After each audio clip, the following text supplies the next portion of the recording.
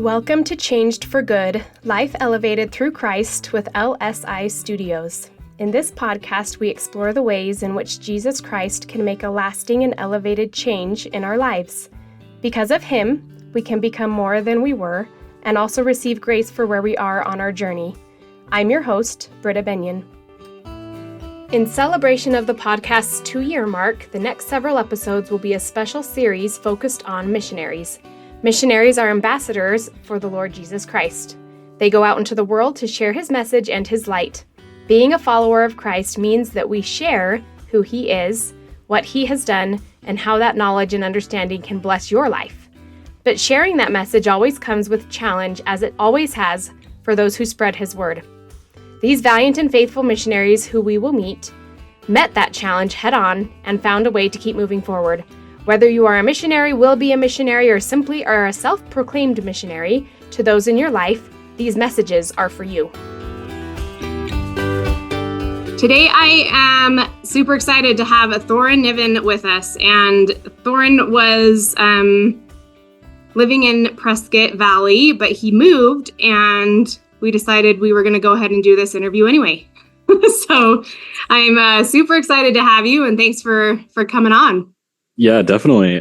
Prescott Valley is always going to be my home. It was the stake I was baptized in that stake center, 5 blocks away from my house. So, glad to be here. That is awesome. Great. Thank you so much for coming. And we want to jump in. Just tell us a little bit about you, first of all. Tell us about a little bit of your background, some, things you're interested in, that kind of thing. Yeah, for sure. As Britta said, my name is Thorin Niven. I got back from my mission about 9 months ago. I'm 23. I got baptized about, 5 years ago at this point. It was October 12th, 2019. So closer to 5 than 4 now. Moved up to Utah here about 5 months ago. I'm about to go to school at UVU. Working at a place called Artistic Wholesale, which sells wholesale prints and frames to photographers and painters, and I kind of work on the design element of it, and I help painters and photographers design picture frames and stuff like that. And I work with wholesale customers. Cool. Yeah, it's kind of segueing into what I want to do when I'm older, which is own art galleries, and it's kind of tentative and it always changes, but I think this is probably what I want to do: own art galleries and maybe be an art appraiser, because I really love art. My mom's a painter, and my dad, he managed rock bands, and he's a pretty artistic guy too. So it's just kind of natural for me. Yeah, that's cool. I have to say, I think you're the first person I met who's like, with that passion, or at least that's what they want to do with themselves. I'm like, oh, that's really cool. I don't know anyone who's it's like, in that arena as far as like selling the art. That's cool. Yeah, it's actually kind of a funny story. I was going to BYUI basically immediately after I got back. It was about a month after I got back that I went up to Rexburg, and I was going for political science, and I just didn't like it very much. I wasn't having a good time. I moved down to Utah. I was doing online until very recently at BYUI, and I was just doing my classes. I was sitting at the computer, and I was just procrastinating on them because I hated it, right? And I was like, why do I hate this so much? Why do I hate this? So I was like, I pulled up some art, because like that's what I'm passionate about. And I was looking at it, and I'm like, what if I just did this? What if I did this? And I've been praying to God and asking Him for something that I would be happy doing and I could make money doing. And it just came like a flood of inspiration to go do that. I called like 35 different framing places and art galleries in the Salt Lake metro area and the Valley, and I don't know, I got the largest wholesale retailer in Utah, so it was pretty cool. Wow, that really is cool. And I love that. I love that you want to, just do something that you love and that you're passionate about and that's exciting to you. I think that's, I don't know, like I think there's a spiritual aspect to that, like that God's kind of in that journey with all of us, and He wants us to do things that we are gifted in or that we have a passion for, because that's kind of a little bit of our nature, right? Like, we're all individual and we all can contribute in so many wonderful ways, but we're each unique. And so that's super cool. Awesome. Well, Thanks for sharing all that. I want you to tell us about, because you served a mission, and we want to hear a little bit about that. But you also have a story of your own about what, like all of us do, honestly, like whether we have known God our whole lives or did not, and came to know him somehow. So we all have a story, and I want to hear your story about what your upbringing was like, and then what brought you to God and to your baptism. Yeah, I like how you said that we all have a story. So I kind of want to preface before I share this that your conversion, whether you were born into the church, you had the most, quote unquote, Molly Mormon parents that have ever lived, and you couldn't drink caffeine growing up, and you were surrounded by, the gospel or not, we're all converts. Each and every one of us were not born with a perfect understanding. Yeah. And to know is to have light. And, we all come to it at different times and in our own places and in our own paces. And God will give it to us too. So I really like that you said that. And I would always tell other missionaries that when I was on my mission, because I've had several companions that would look at me and say, I wish I had a story as cool as yours. And I feel like my testimony isn't as powerful as yours. And it would kind of surprise me. Maybe not in like a sense of like, oh, I'm shocked that you think that, but like it would surprise me in the sense that they didn't know that their conversion to Christ was also powerful to people because it's individual. So yeah, I just wanted to share that before I got into this story a little bit, how I came to know the Church of Jesus Christ of Latter-day Saints. I wasn't really raised religious at all. My parents were kind of more spiritual, not religious growing up. I call them hippy dippy, crystal crunchers, whatever, new age people. Yeah. Less on the religious side, more on the freeform side, I guess. Cool. And I didn't really have a basis of anything. I kind of was floating through life with an understanding that, we come here for unknown reasons, probably a cosmic accident made out of like some kind of primordial soup, and then you live and then you die, right? That was my understanding of things for a long time. And that's kind of how I understood things growing up. I was exposed to Christianity a little bit when I was about 7 or 8. My grandma, Judy, she took me to her Presbyterian church, and, I kind of got exposed to the very basic elements of it, the Bible, prayer, who Jesus is. But, it didn't really resonate with me in the same way that the gospel does now. I felt like maybe there was some truth in it. And I thought it was like wishful thinking, that you could be happy in the next life with your loved ones, right? So I went through, most of grade school as a very cynical little kid. Like I would get into debates with other Christian kids and tell them that God didn't exist, and they'd get real upset with me. And I, looking back, I feel bad about it. But that's just kind of the place I was in. And I had some difficult stuff in my home life growing up, and I think that probably contributed to it a little bit. And all throughout middle school and sophomore year of high school, I kind of was like that. And I had everything I needed materially. I was provided for, but towards the end of freshman year of high school, when things started to change, is that I had everything I needed materially, but I knew that there was something missing. I was like miserable. I didn't know why I was miserable. I looked around me. I was like, what am I missing here? And I just kind of took a mental assessment of how I felt about things, and the things that I had seen and witnessed.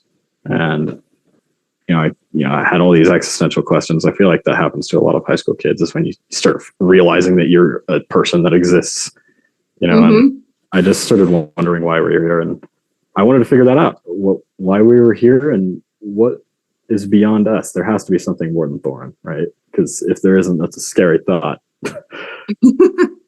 So I started reading about all these different world religions and philosophies. I read about Hinduism. I read about Buddhism. I read about Sikhism, Islam, ancient Judaism.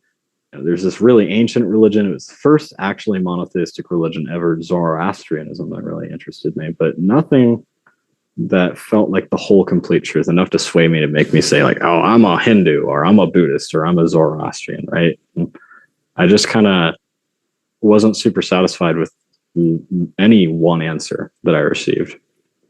And it was like that for a long time.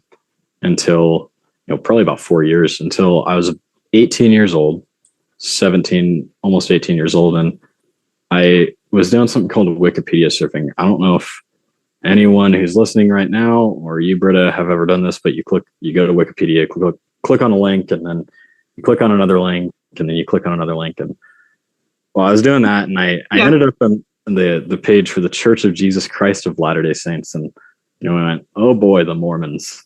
Because when I was growing up, my mom, some more background, was baptized when she was 19. And, there's some tragic circumstances in her family life. Like my grandmother didn't approve at all at the time. She was actually very opposed to it because she was an evangelical Christian in the 80s. My mom was baptized at 19 and then kind of ended up leaving at 21, about 7 or 8 years before I was born, and never mentioned it. Or when she did, it was just kind of laughed down by other members of the family, or they would make fun of her for believing in Joseph Smith, or being a good Mormon girl, and all these different things. So my perception of it was that it was just very stupid and silly and weird. And something told me when I was reading that page that I needed to give it a shot. And I kind of had this open mind for everything at that point. So I was like, you know what? I have to give it its due. I have to at least figure out what they believe. And, the more I read, the more this horrible realization dawned on me that the Mormons were right and that I was wrong the whole time. And I was like, oh no, of all people, that are correct, it was the Mormons. I was like, man, this is like so powerful that it's like a confluence of everything that I'd read before, Wow.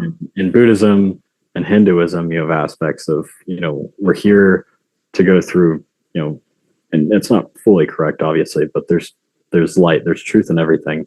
Yeah. And, you go through these cycles of lives to understand and become one with the universe, which is very similar, I feel like, to the plan of salvation, where we all existed with God before we came here, and we agreed to come here to learn to become more like him. And that's why the trials we experience in life happen, right? That's just the nature of this world, is that whether by, direct design of God or not, or just the happenstance of living in a fallen world, we encounter things that are difficult. And there's a purpose to that difficulty. And that purpose is 100% of the time, without variance, to choose to have faith, to be hopeful, to love despite the darkness that exists. And I saw that in the gospel so powerfully when I was reading about it in the church's doctrine. And I just couldn't deny the truth that was there, the powerful truth. But, we're all human, and I just didn't want to, maybe because of embarrassment or, preconceived notions, or maybe even not wanting to give up the things that I thought made me happy, the worldly things, didn't ever get in contact with somebody about learning more about the church. But I did, because I had a habit of doing this, read everything I possibly could about the church on the internet, good or bad. I would read anti-arguments, and then I would read, pro arguments that were against it.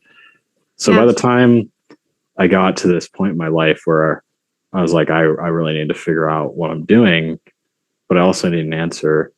I had asked God. I asked God for the first time since I was maybe, 8. When I was in that Presbyterian church, I'd prayed, but this was more of a meaningful prayer than any of those prayers were. I knelt to God and I asked him, with as much humility as I could muster, and with as much faith as I could try to summon, if he would give me a sign that this is where he wanted me to be, if this is his church. And I didn't know what was going to happen, if he was going to send anything, but I felt so much peace after I said that prayer that I would receive that answer, that I knew with 100% certainty that I would. And I didn't know when or how, but I knew that I would receive that answer. And it was probably, I like to say 3 or 4 days later. I can't remember the exact timeline. I like to say 3 or 4 days because it was around that, but it was very quickly after that I was sitting at my dinner table doing an essay for college. I can still actually remember, it was a comparative essay between 2 different essays. One was And listeners, if you haven't read this before, you definitely should. It's David Foster Wallace's Consider the Lobster, and he argues that lobsters feel pain, and it's super entertaining. It doesn't sound like it, but it does.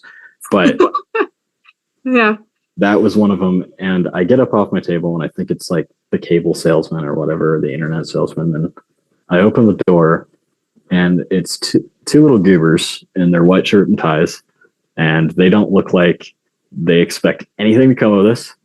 It was a trainer, I think.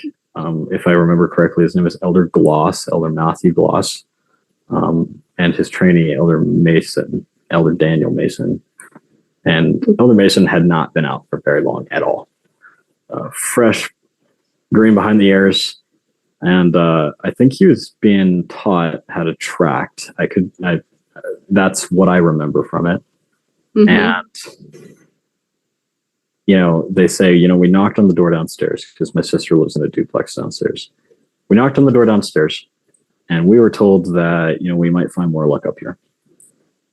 And I was like, actually, yeah, no, like I've been wanting to get in contact with you guys. I've been putting it off. I've been thinking about it over the weekend, actually, a lot. And their jaws just about hit the doorstep, and they couldn't believe what had just happened. And I was like, yeah, actually, you want to meet? I think it was a Monday, which is, I don't know if it was for them, but it was for me on my mission at P-Day. It was a while ago, so some of these details are blurry. But if I remember correctly, it was a Monday that I requested for the first time. But it's like, yeah, how about a 4 o'clock on Monday? And they checked their schedules, and they had to make the agonizing decision at that moment whether they were going to accept that or not. But I ended up meeting with them, and I had read so much at that point that I understood most of the lessons already. And I had really good biblical discussions with both the elders, and I ended up getting baptized. I think it was like, I don't know, a month after that. And as I came up out of the waters, I saw everybody's faces, and I felt the Spirit so strongly. I knew that God was going to bless my life so powerfully in that moment that I had to give back to Him, and I just felt overwhelmingly like I had to serve a mission. Wow. Somewhat of a desire, but mostly it was just like I felt like it was a duty. And there are times in between me serving a mission and not serving a mission and getting baptized in that I really didn't want to, right? At one point I had a girlfriend, I was going to school, I had a nice job that I liked, and I was comfortable with my life and thinking about marriage even, and I didn't want to give that up. But that ended up happening, and I went on my mission, and it was probably the best thing that ever happened to me. Wow.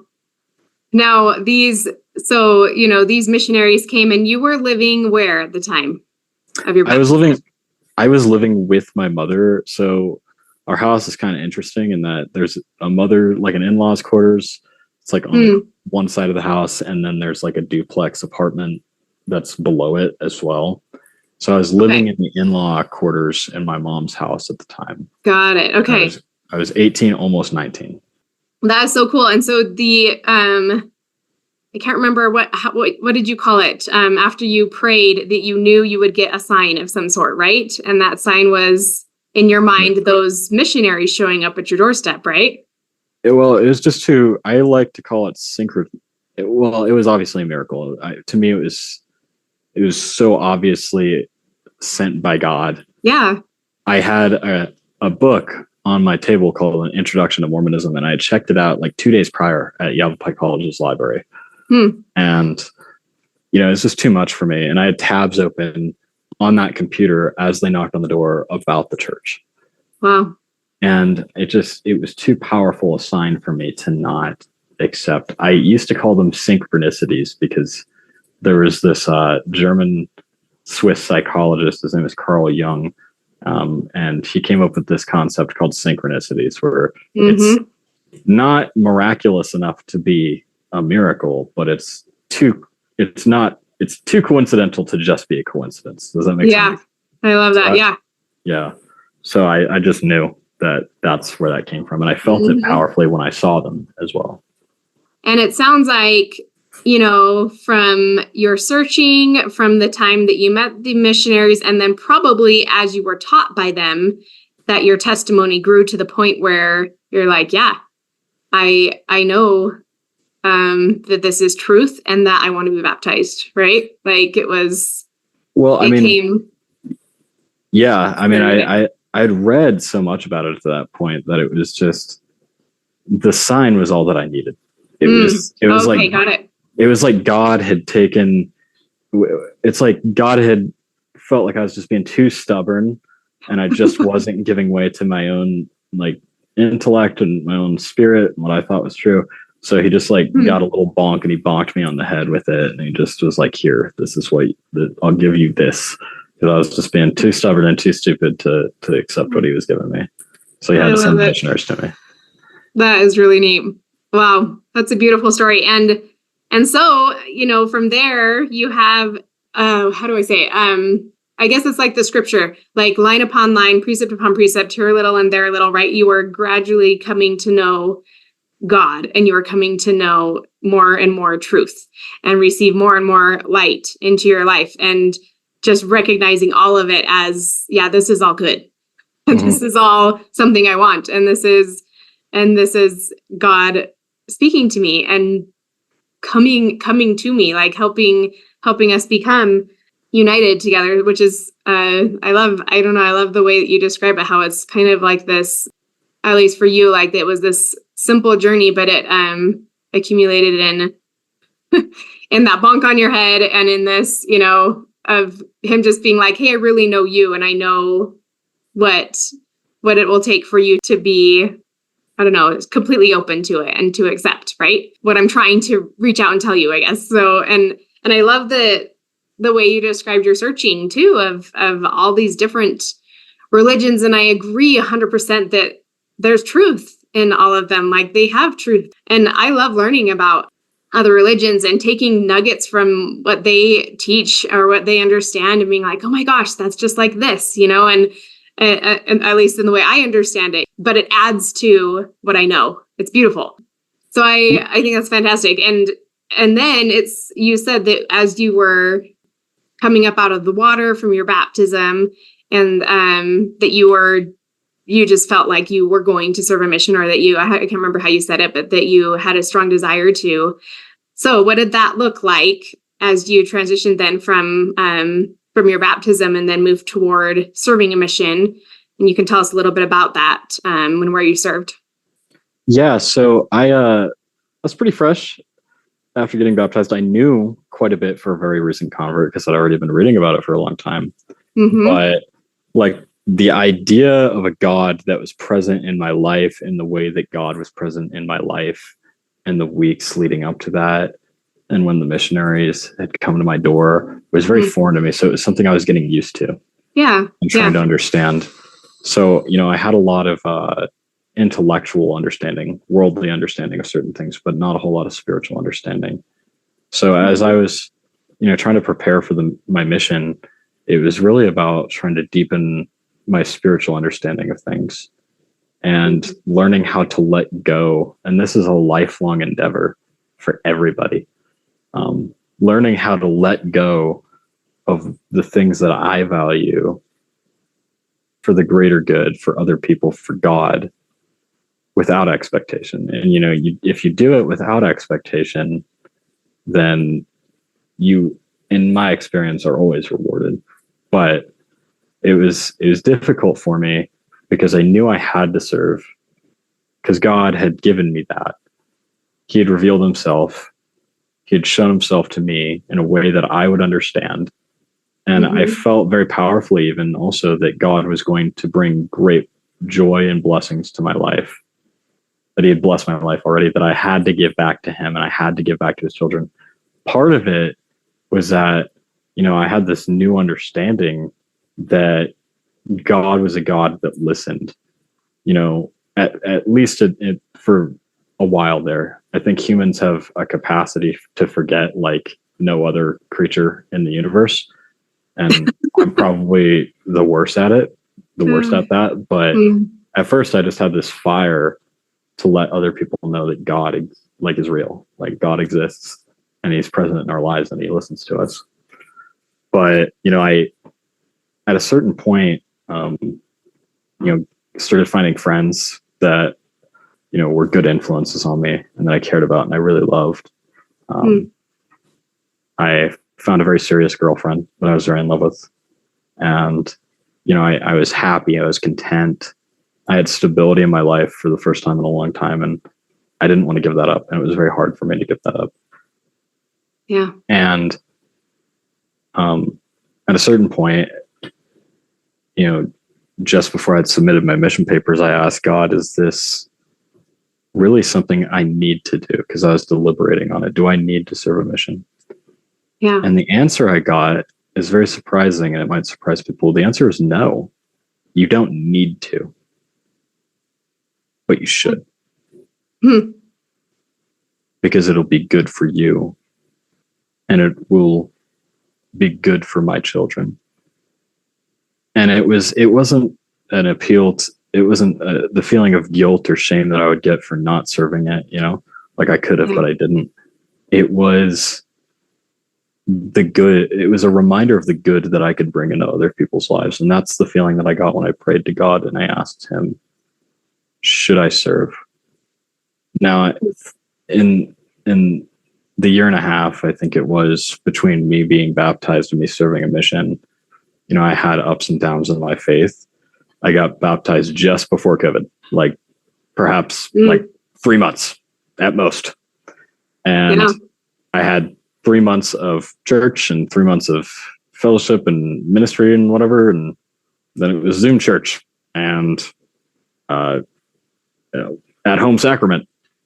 And that was very difficult, especially for a recent convert that, still didn't really understand a lot of the aspects of the faith that I think people learn earlier, right? Like it's okay to sometimes have doubts, because doubt is a part of human nature.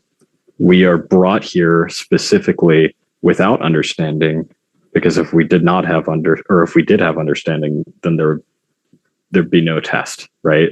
We wouldn't there wouldn't be a sacrifice for anything, because we know unequivocally that there's a prize at the end. So doubt is just a part of existence. The Savior doubted, Father, why hast thou forsaken me? Right? So just once on the cross, and it was when the Holy Spirit had intentionally been withdrawn from him so that he could experience that aspect of human nature as well. But even he doubted. So, I was struggling with doubt. I was struggling with my own sense of self. And what got me through it was, and I wasn't feeling this at the time. I wasn't feeling it powerfully at the time. But what got me through it is what I had felt when I did receive that sign, when God did touch my heart in prayer, what I had felt when I had been baptized, is I remembered that. And in the book of, like in the gospel, one of, I'll just say this, and I'll let you go, is that it's one of the most repeated things is remember. And for people that struggle, I think if you've ever had a spiritual experience, just remember. Yeah, it's so true, because, and I like that you remind us that that's one of the most repeated words, because God is trying to speak to us and to invite us in, and he gives us those moments, but like you said, like we do have to remember, and part of remembering is doing the things that will help us remember, right? Doing things that can invite him into our lives more. And for a lot of people, and we teach, it's often things like reading his word, the scriptures, or being in prayer and all of these things, or even being at church, because that can invite the Spirit and invite him in, because it brings us back into his presence, right? It brings us back into, and it feels familiar and it feels good. And we remember, going back to that word, what it's like to be with God. We were with him, right? Before we came here. So yeah, it's super important that we do that. Like we take that time to remember, not only what it's like to be with him, but our personal experiences with him, that can help keep us grounded. That's awesome. Yeah, definitely. As a missionary, you would call it spiritual CPR, right? And that's how you'd explain it to kids. Church prayer CPR. Oh yeah. Yeah. And no, it is true. Like the more that you read your scriptures, the more often that you pray. And if you attend church weekly, even just sacrament meeting, if you have a hard time, socially, and I know a lot of people do, just walking through the doors and, talking with people for fear of judgment or just anxiety, like it makes such a massive difference just taking sacrament. I would obviously recommend that you stay for every church meeting, but the more that you do that, even if it's little by little, taking baby steps to come back and to do the things that once brought you peace, that they will again. Yeah, that is awesome. Now, so why don't you tell us, you served where for your mission when you got your call? Oh yeah, I'm going way off topic. I remember you asked about that a while ago. That's okay. Yeah, I'm just spitting tangents here. I served in Everett, Washington. Is what the mission is called, and I had no idea wherever it was when I opened my mission call. I was so confused, but I looked at it on the map, and it's just above Seattle. And the funny thing is that we have the entire city of Seattle proper, and the Seattle mission does not. So I like to tell people that I served in Seattle because it's easier for people to understand. But I served in, Northwest Washington, and it's probably one of the most beautiful places in the whole world. It's so gorgeous, towering, cascading, like pine trees, beautiful, mountains, the Cascade Mountains, right there. You can see them every single day. The spit that never goes away, just the dark cloud that kind of falls and spits, but doesn't ever truly rain. It's exactly as it looks in the movies and seems in the movies and TV shows or whatever. But I served in Everett from 2021 to 2023. I started the MTC November 22nd, and there's kind of a story with that too, is that I submitted my mission papers in the summer of 2021, and I had wanted to go out as soon as possible because I thought I was super old and I wanted to get on with my life. And God thought that was hilarious and wanted to teach me patience. So I waited 7 weeks for my mission call, and then my actual MTC date was pushed 3 months out from my availability date. So I put it at August 1st, I think, or August. It was sometime in mid to early August, I think. And I was pushed all the way out to November 22nd. Wow. And so I was, very frustrated with that. But I started the MTC November 22nd. And I went into the physical MTC at 21. And that was a surreal experience because I don't, as a convert, that is not what I thought I would be doing at 21 years old, is getting sung happy birthday by a bunch of little missionaries in the MTC. Not what I had imagined my 21st birthday would end up being, but it was kind of a very powerful experience too, because I had looked at, what my family was and what I was before and where I was now and what I was going to become. And it was kind of very powerful. So just seeing that, and a lot of the experiences that came after that, I saw the guidance and the plan that God had for delaying it that long, but I was very frustrated in the moment too. Yes. It was pushed out so far.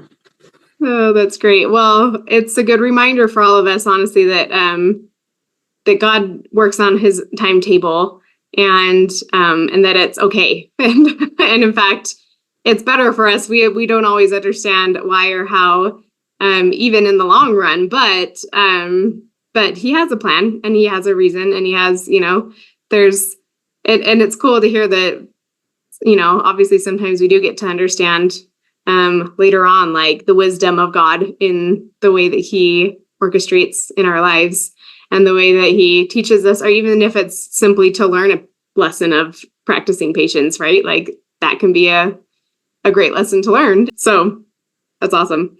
So your mission was, you described it as just a best decision that you've made, and you just really loved, or one of the, I guess I should say, one of the best decisions that you've made was to serve a mission, and that it blessed your life so much. Is there anything you want to share from your mission experience? And then I also wanted you to touch on a friend of yours that you chatted with about the gospel, and I think this was before your mission. And yes. Yeah, and you can share us a little bit about that story about that experience of talking to him about what you were learning. Yeah, so actually, even before I went on my mission, I think this is probably one of the coolest things I ever did, and it's probably the thing I, at this point, take the most pride in. And it wasn't me, but it's the thing I'm most proud of in my life, is that my buddy Skylar, my best friend, I've known him since the second grade. He's my brother, really. He's enlisted in the Air Force. He still is. And at that point, he was pretty fresh. He was young. He had just got out of tech school. He's Intel because he's got a very big brain. He's a super smart guy.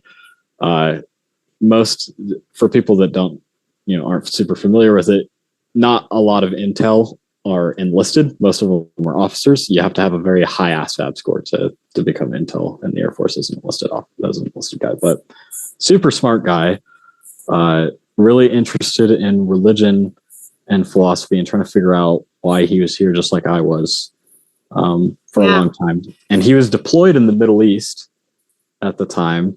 And I don't know why he didn't do this. He didn't bring any ounce of entertainment, no video games, no books, no nothing. Not even a Kindle. This dude was totally bereft. So when he would get off of work from his shift or whatever, he would call me, because that was all that he did. He deadlifted and he called me. And I was the source of entertainment. And this was just right around COVID too. So, I didn't have much else to do. So he was just super bored, and I would call him and he would call me for like 2 hours a day. And I had been baptized for maybe a month or two at this point. Oh. 2 or 3 months. And he was super interested. And I just sort of started telling him about cool aspects of the gospel that appealed to me, and things that were really powerful to me about the gospel. And he really took to it. He was super interested, and he was really moved by it. And he thought that the church was a really powerful force for good in the world. And he ended up meeting with, I guess they were like members that were in the Air Force as well, in the same base, because the general authority, I don't think there were no missionaries in the area, and it was accessible to get to him for the general authorities in the area to teach him. So he ended up getting baptized by those members in the River Jordan, where Jesus Christ was baptized. I don't think the exact location, of course, but that'd be pretty cool. Neat. Yeah. But he getting baptized in the River Jordan, and that was really powerful for me, and it still is to this day. Oh, cool. And he went back, and he was living in Boise at the time, because he was stationed at Mount Home Air Force Base, or Boise. I don't know how it's pronounced. I still have trouble with it, but yeah, no, you got it. okay. And he, what are the odds that he was stationed in the Mormon Belt, right? Like in Idaho, with all those members around. But he was like, probably, he complained more about not having a girlfriend than I do right now, which was a lot. So he was complaining a lot, and I was like, okay, just go to a YSA ward. So I told him to go to a YSA ward. He goes to a YSA ward, and I think it was really soon after he got there and his records were moved there that the bishop invited him over for dinner. And at that dinner was also a girl that thought he had a really cool story, and they started going out. And it was 2 months after that they were engaged, and 3 months after that they were married. Wow. And sealed in the temple. And he now has a really beautiful little girl with her, and they're living in New Mexico. He got restationed at Clovis Air Force Base there, and now he has his own eternal family there. So that was before my mission as well. Wow. But that is awesome. my mission itself, I think you asked, was how was that? Like I said, I would never for a second take it back. I learned so much on my mission about what true love is. I thought I had compassion and charity for people before my mission. I didn't. I thought that I knew how to appreciate God. I thought that I understood, at least in a vague sense, what it meant to follow the Spirit, but I didn't. I will say, though, that it was probably one of the most difficult things that I've ever done. It was harrowing at first, especially I think the mission that I was in, and the time that I went out. In Washington was still kind of recovering post-COVID at that point. There were still a lot of laws and restrictions against proselyting, and I went out with this fire. If I'm gonna be here, I'm gonna do it. I'm going to go find those people that are searching and seeking. And I wanted to knock on every door like the missionaries knocked on my door. And I wanted to talk to everybody that I'd ever lived and breathed about Jesus Christ, right? And the restored gospel. And, that just wasn't the reality at first. I think it was maybe my first or second month in that we were finally able to legally go tracting, right? But it was advised that we just knock on, previously contacted people or members. And missionary work, I think at that point, because there wasn't a whole lot of understanding, because all of these missionaries that were still remaining in the mission when I was there were locked in their apartments for 8 hours, or were trained by people that had been locked in their apartments for 8 hours, and there just wasn't a whole lot of enthusiasm for going out and talking to people. So I felt like my purpose for being in this very strange land, and do not be confused, Washington is like no other, especially Northwest Washington, Everett and Seattle, is like no other place you will ever be in your whole life. It felt like one long, like dazed and confused director's commentary living there. It was just the strangest experience, and I could go on for hours about the crazy things that I saw there. But being there in this crazy place, not doing what I felt like I was there to do was difficult for me, especially being separated from, my girlfriend at the time, my family. And, I had this complex at the time, and I know it's silly now because, I'm 23 and still super young, but I had this complex that I was old and that I needed to get on with my life and, find a career and make money and find a wife. But I felt like I was wasting my time in this place that, was nuts. So it was very difficult for maybe the first, 7 or 8 months of my mission. And then it got dramatically better. I got a new mission president, and I had a really great relationship with him. And, missionaries started going out and doing traditional missionary work more. And that was a huge game changer for me. And I started seeing miracles and following them, and being blessed with the experiences of being able to see how the gospel changes people's lives. I saw a lot of people get baptized, and they were all found in different ways, and each one of them was, so different, and how they were seeking, what they were seeking for, what their motivations were, where they came from, their walks of life. But the common story was all that there was a pain, there was a darkness, and that Jesus Christ, the full knowledge of Jesus Christ and his gospel, came through and lit that darkness away. And after they've been baptized, like my experience as well, things haven't been, peachy keen, totally easy all the time. But they now, each and every one of them, the people that I saw baptized, have a foundation that they can build upon, that they can remember the love that Jesus Christ and God had for them in that moment and still has for them now. And that's why serving a mission was the greatest decision I ever made. Is that if I, God's will be done, but, I served as a vessel to be able to execute that will. And that was a humbling experience. And then I also had a lot of companions that, I think everybody who's ever served a mission will say this, I would not hang out with or look at or talk to or would give the time of day to under any normal circumstances. And they were very difficult people to be around, some of them. But I came to love each and every one of them very deeply and do my best to see them how God sees them. And that brought my understanding of charity and loving other people and tolerance to a level that it had never been before either. So, all of that difficulty, it served a purpose and it made me stronger. There is no growth in the comfort zone, I guess is like the cliche saying, but there definitely is no reward without risk, and there is no advancement without pain. That's all just part of life that's baked into the equation.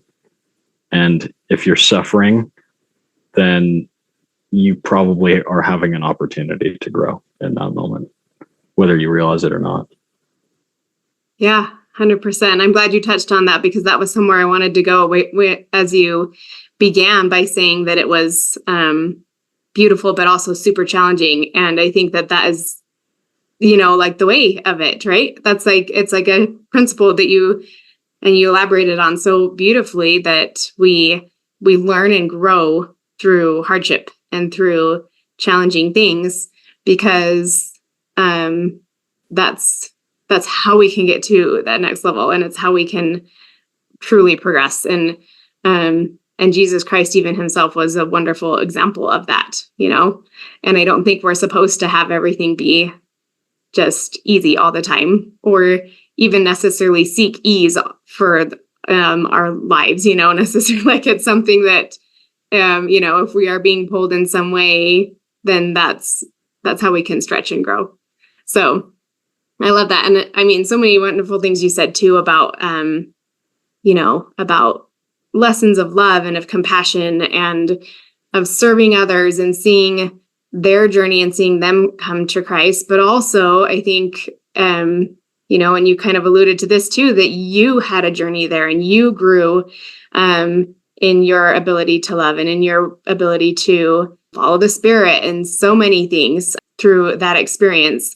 Will you share with us, as we kind of try to wrap up here a little bit, how Jesus Christ has changed you and how his influence in your life has helped you become who you are now, and is helping you just keep making change in your life? I just first want to start with who I know Jesus Christ is now. Jesus Christ is God's love letter to mankind. And he's his personal love letter to you, to me, to everyone who is listening individually. Jesus Christ is our example, is my example of what to be every single day. If you read the Gospels, if you read the Book of Mormon diligently, you'll see that Christ is a man that doesn't judge, that when he does judge, he judges righteously and with compassion. He does not judge for sin, he judges for rebellion. I guess I should say he does not judge for weakness, he judges for rebellion. Jesus Christ loves unconditionally. And what true love is, as revealed through Jesus Christ and God, through God's giving his son, for God so loved the world that he gave his only begotten son. Right? Operatively, he loved the world, so what did he do? He gave his only begotten son, a beloved child. And, I think there was a special element, of course, that Jesus Christ was his only begotten biological son, and that he was the only perfect son that he had. But I'm sure the pain would still be intense if he gave any one of us. So for God so loved the world that he gave his only begotten Son, and Jesus Christ in turn accepted that sacrifice out of that same love. He loved us, he loved God, so he sacrificed himself. So his example is sacrifice. Doing the difficult right over the easy wrong. Choosing a crown of thorns and a crucifix over worldly dominion. And even in small things, every single day, choosing to love the sick woman that touched his garment. Helping a woman who was being stoned for adultery, a woman who had committed sin. He loved her in a way that no one else would. So Jesus Christ for me is the reminder every day of who I should be. And Jesus Christ for me means that because he did what he did in Gethsemane, in choosing to take upon my sins, that I can always be free. That when I choose myself, when I'm selfish, which is what sin is, everything ultimately, all commandments, and this is in Matthew, I think it's 18:37. I could be wrong there, but this is the two great commandments. It says to love God, of course, because if you do not love God, you can't love anybody else. You don't know what love is. And to love your neighbor. And all commandments and all sayings of the prophet are rooted to that. So every commandment is given because of love. When I break a commandment or when I sin, I'm being selfish. I'm thinking of only myself. So when I'm being selfish, I can turn to him. And I know that everybody else can too. And everybody else can look at him as an example of what to be, of how to love. And know that it's possible, even when it's difficult. Mm-hmm. Yeah. Oh, I love that so much. And it makes me think of this quote by C.S. Lewis. He says, "The more we let God take us over, the more truly ourselves we become because he made us." And I think that's just so, it's said so well, because we, in coming to God, in letting go of that selfish tendency for sin, as you said it, I love the way you said that, we're coming to him and we let him take us over. We try and take on his attributes, the attributes of Christ, and we're actually becoming more of our true selves in that process. And I think, and he goes on to say that's kind of how we become more of, we find more of our own personality, and it's bits of who Christ is, and it's, it's taking him on ourselves. And yeah, and I love that, that thought process that you gave of just love. And that is the embodiment of who Christ is and who God is. So thank you. That was wonderful. Is there anything else you wanted to add or share that you didn't, that you feel that you didn't get to, or that you want to touch on? Yeah, if there's anyone that's listening that's struggling with doubt, that's struggling with a specific church policy or many of them, if there's anybody that feels excluded or misunderstood or out of place, you do have a place. God's kingdom is yours as well. And you might struggle with certain things. You might struggle with understanding certain things. But what I do know is that God loves you despite that. That there's always a way to return. That if you do still struggle with those things, that you can continue to strive, and that you can still be a part of his church, of his community, because it's for everyone. This is all for his children. And you have a friend in me too. Yeah. Thank you. Yeah, that's wonderful. And I agree 100%. God wants us to be one. Is that how he puts it, right? He wants us to be unified as one in him and with each other. And there's a place for each one of us because he truly and deeply cares and knows each one of us as well. So, and loves each one of us. So thank you, Thorin, for your stories, for your thoughts, for your testimony and your faith. It's powerful. And I definitely could feel the spirit of Christ as we were talking and as and you were explaining things. And it's a wonderful thing to have a knowledge, right, of our Savior and to know of his influence in our lives and our relationship to him. So I appreciate your time and good luck with all you have going for you. It's you have a lot of exciting things ahead. It's awesome. Yeah. So thanks again for being here. Yeah, thanks for the opportunity, Britta. I appreciate it. I want to thank our guest again for being here today. I pray that as you listened, the Spirit whispered to you the specific actions you can take as you move forward in your daily life. I know Christ is there, and that following those promptings will bring you closer to Him and to lasting and elevated change. May God be with you in your journey. To find out more, visit us at lsistudios.com, and to learn more about the Church of Jesus Christ of Latter-day Saints, visit comeuntochrist.org or reach out to us.